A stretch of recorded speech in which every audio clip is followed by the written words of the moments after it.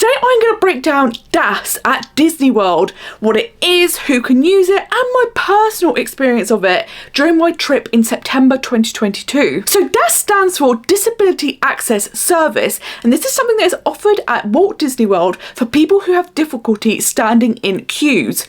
Now Disney have done a really good job of making sure all of their queues are wheelchair and EVC accessible, but for people that have issues with standing for long periods of time or anything that could be difficult being in a queue for a long period of time, then they have something called the DAS Pass, which you can apply for in advance of your trip or during your trip, which may be able to help you out. So who qualifies for the DAS Pass would depend on your personal situation. It is for people who would have difficulty standing in queues, and that could be for a number of reasons. Basically, it comes down to a case-by-case basis. So to see if you are eligible for the DAS Pass, you can apply ahead of your trip. You can do this via the US Disney World website between 2 and 30 days ahead of your trip. If you live outside of the US, you will need to use a VPN to access the US Disney World website, and I've done a video all about how to do that, so I will link that down below and up here so that you can easily find out how to use a VPN. If you do go down the route of using the website, you have a short interview with a cast member, and they will just ask you what would be difficult for you about standing in a queue. Now they don't need details of your specific medical condition. In fact, there are laws around them not being able to ask specifically about that, but if you give them just a sense of what is difficult for you, then they will be able to assess whether the DAS Pass will be right for you. Something that is really handy as well is if you do apply via the US website and you get approved, you are then forwarded onto a different cast member who can actually book you 2 ride reservations per day as a DAS Pass user for your trip. So before I had gone out, I already had 2 rides a day already booked with the DAS Pass, which was amazing. If your plans change and you don't use these passes, you won't be penalised. It won't prevent you from booking any more, but you just have them in advance so that you know there are some rides you can definitely go on. You don't have to apply for the DAS Pass in advance. You can actually do it whilst you're in the parks. If you go to guest services in any of the parks, which are at the front when you first go in, you'll be able to apply there, and again you'll have a short little interview and they'll be able to see if the DAS Pass would be suitable for you. If you are travelling with other people and you do get given the DAS Pass, you will be able to link those people onto it, so they will be able to ride with you. So it won't be a case of you having to ride separately to the rest of your party. Disney have made sure that you will all be able to ride together. The DAS Pass system is really simple to use. They've now changed it so that you can actually use the My Disney Experience app to get return times for rides. Basically what happens is once you enter the parks, you will get a little box come up that says DAS. You can click on that and see what the current wait times are for rides in the park you're in, and then you can select a return time. The DAS Pass works similar to a virtual queue. So for example, if you wanted to ride Seven Dwarfs Mine Train and it was an hour-long wait, you would be able to apply for a return time which would be in an hour. In that hour you can sit down, you can do anything you need to do that would make you more comfortable, and then you'll be able to go back an hour later and ride the ride. It is worth noting that once you have your return time, you enter the lightning lane, so there can still be a bit of a queue. Most times this would just be a few minutes, but if a lot of people have purchased Genie Plus that day, the waits can be quite long. In parks such as Hollywood Studios, which doesn't have many rides and often people buy Genie Plus for Hollywood Studios, sometimes the queues can be 20 to 30 minutes even in the lightning lane. So there is something to be aware of, because even using the DAS Pass, sometimes you can encounter lengthy queues depending on how many people have purchased Genie Plus that day. When you book your DAS Passes in the park, you can book one at a time. Once you have used that, then you can book your next ride. It is worth noting that you do need to wait until you have scanned in and you are inside the park for the little icon to pop up in the My Disney Experience app. Sometimes if you are waiting to go into the parks, it will pop up, but if you were to book a pass then, once you get to the actual ride, there's no record of it, so you do need to wait until you are inside the parks. A big topic people do talk about is, can the DAS Pass system be abused? And of course, there is always the ability for this to happen. Disney work on an honour system, so they are hoping that people that apply for DAS genuinely do need it. They want to make sure that everybody visiting Disney World can have an amazing experience, and they want to make sure people that have issues with being in queues can also have an amazing time. So you would hope that people would only apply for DAS if they actually genuinely needed it. It also wouldn't make much sense to try and abuse the DAS system because it does not cut down your wait times. You don't get to go straight to the front of the queue. If there is an hour's long queue, you will have to wait that hour, and then in fact you join the lightning lane. So again, although that's a shorter queue than the main queue, you will be waiting. So if you did abuse the system, really you end up waiting longer. So it doesn't really make sense to do that. So hopefully because of this, people don't tend to do that. I would say that at Disney World, it does seem like a fairer system than in some other parks. They are making sure that people, regardless of what their condition is, can have access and be able to enjoy their times in the park, but there's no one skipping ahead, no one's getting to the front of the queue. But instead of standing in a queue, you are then in a virtual queue. So you can do anything that would be more comfortable for you in that wait time. I remember going to Disneyland a long time ago, and that system was very abused, and it meant that people that genuinely needed it ended up queuing, which wasn't helpful. And then all of the ride queues had much longer wait times because a lot of people were hiring wheelchairs for the day for $25, and then they would get straight to the front of the queues. There was no kind of regulation to it. So that one was very easily abused. Disneyland Paris, on the other hand, is incredibly strict. They have a list of approved conditions, and anything outside of that they do not offer assistance with. Now this is very limited, and it's really unhelpful for people that do have conditions that aren't on the list because they just will not accommodate you. So my personal experience with DAS was amazing. My background is that in March 2022 I had visited Disneyland Paris, and from that trip I had developed plantar fasciitis. So I was in incredible pain. Once I returned from the trip I actually couldn't walk for about a week, and since then I've been having regular physiotherapy, shockwave treatment, laser wave treatment. I've been having specialist insoles made, I've bought specialist shoes, I've got equipment to do exercises with. So I've been doing everything I can to tackle the plantar fasciitis. So plantar fasciitis is a condition to do with your foot, and it means that moving around can be quite uncomfortable, but it's when you stop walking and moving, that's when the pain really kicks in.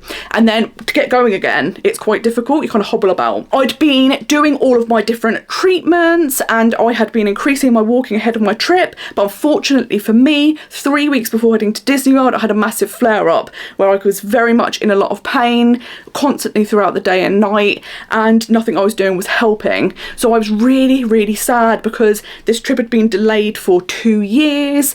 It was a dream trip, and I was very worried because there was no way I was going to be able to stand in long queues. So I thought I was just going to have to miss out on a lot and probably have to go back to my hotel room and be sat there resting for a lot of the trip. It never ever occurred to me to apply for a DAS pass because I always thought it was more for people who have just long-term health conditions and it's like a permanent thing. I didn't realise that someone like me may be able to apply. Plantar fasciitis is one of these conditions that some people recover in a few months, some people take years, some people have it on and off for their whole lives. But I just kind of assumed it seemed more of a injury type thing, so it would not be suitable for me. But I'd been talking about my stress of coming up to the trip and really worrying I wasn't going to be able to do anything, and someone said to me, have you thought of applying for DAS? And as I said, it never occurred to me. But the person said to me, just contact Disney. They will be able to tell you whether it is suitable for you or not. That is literally why you have the interview, so it's definitely worth talking to them. So about 2 weeks ahead of my trip, that's exactly what I did. I did a video call via the US Disney World website. I had the most amazing cast member. She was super friendly, really helpful, answered all of my questions, and she was really polite and kind. You definitely don't need to worry about getting a grilling or anything like that. The cast members are super friendly and nice, so if you do have the interview, they will be lovely and you don't need to worry. The cast member did approve me for DAS, which was incredible. I had gone in thinking it most likely would not be suitable for someone like me, but I was so thankful. Instantly the stress went away because I knew now I would be able to have a lot of breaks and just still be able to do the things I want to do, but without causing myself significant pain or having to just miss out on loads. Once I had been approved, I then spoke to another cast member and booked 2 rides per day day for my trip.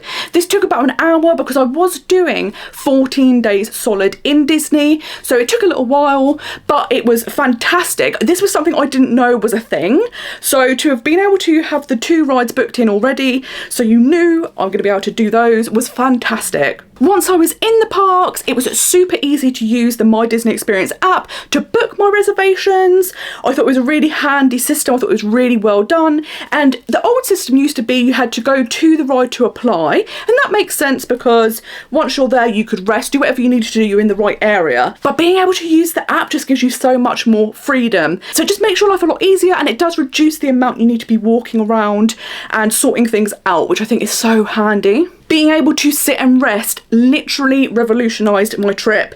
It meant that I was able to go on all the rides I wanted to, but not stress my foot out. In that time, I was able to sit down, stretch, do whatever I needed, and it really, really made me have the best trip. I honestly think without DAS it would have been miserable and I would have missed out on so much. So I'm so thankful that they have this in place and that I was able to use it. Something else that was worth noting is I went to Mickey's Not So Scary Halloween party, and I had thought that perhaps during the Halloween parties, because there are special events, DAS wouldn't be an option.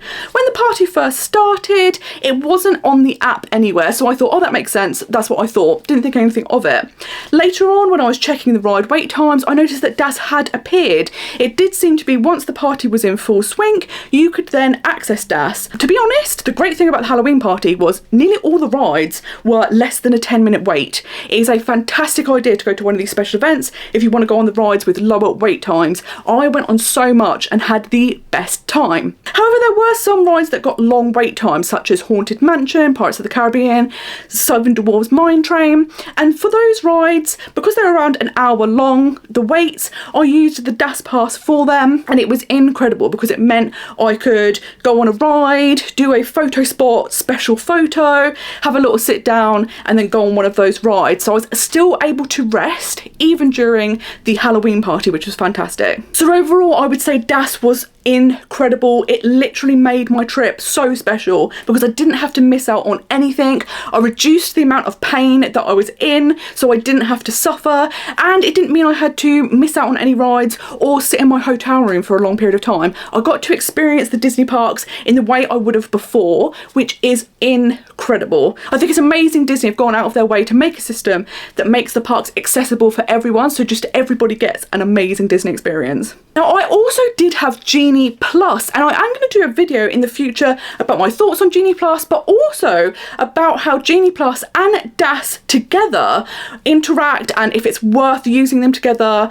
What is it like? How does it work if you use them together? So if you would like that type of video, let me know in the comments down below and I'll do one all about that. But as a brief overview, I used both DAS and Genie Plus together, and I genuinely think this was perfect. What it enabled me to do was, for a lot of rides, I could use Genie Plus and then be using the lightning lane, so a much shorter queue time. This was perfect for me because anything around 15 minutes or less I could tolerate. So Genie Plus was fantastic for that. And then the rides that had the really long queue times, I would be able to use DAS for. So between using both of them, I queued very short wait times for everything.